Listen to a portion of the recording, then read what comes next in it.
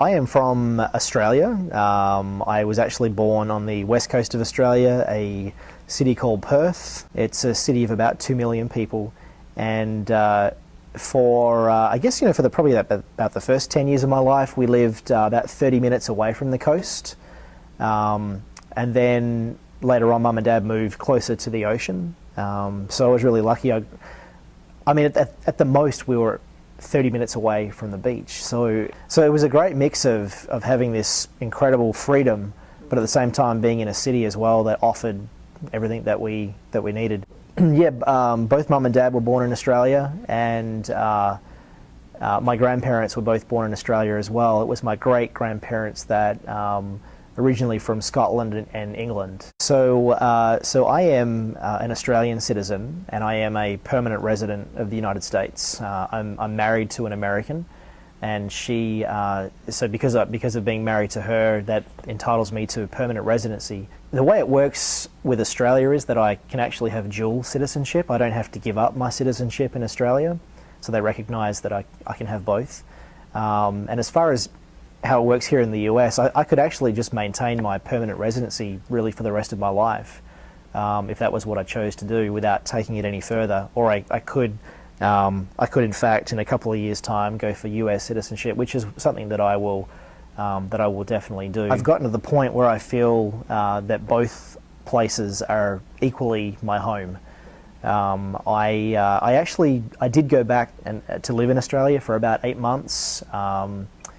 About a year and a half ago, and that was actually really difficult. Really surprised at the reverse culture shock that I experienced going back. I never expected to feel that way at all, but I think I had become so accustomed and climatized to living in the US that in many ways I felt odd. I felt out of place in Australia. It's amazing that you can even feel out of place in your own home country, the place that you were born in. It's a beautiful country. I think I took for granted the beauty of Australia, the beaches, crystal clear blue water, powdery white sand, and I thought every beach in the world was like that because that was where I grew up.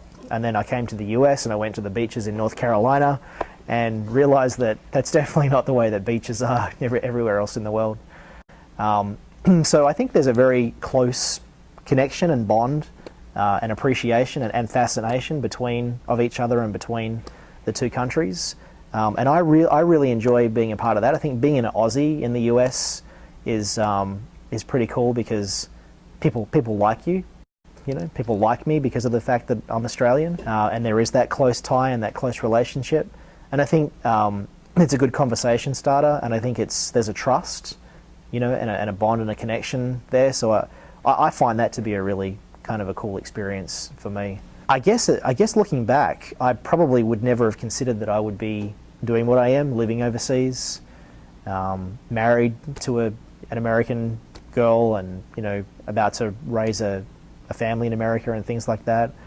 So it's interesting how things change, how your outlook changes, and just because you